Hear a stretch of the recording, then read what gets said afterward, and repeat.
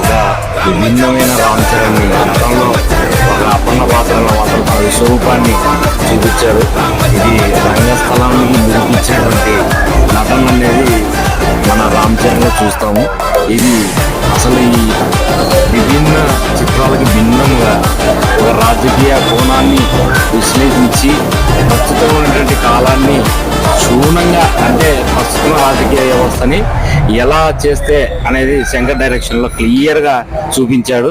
మళ్ళీ రామ్ చరణ్ నటన అనేది మాత్రం చాలా విభిన్నంగా, అస్సలు ఆయన అతని నటనకి చూస్తూ ఉంటే అతని నటనలో ఎంతో ఎత్తుగా ఎదిగి అస్సలు మా నిజమైన మెగా వారస పవర్ స్టార్ కి భిన్నముగా అస్సలు ఇది ఆస్కార్ కాదన్నా, ఆస్కార్ కంటే అమ్మ యాక్షన్ లో ఉంది.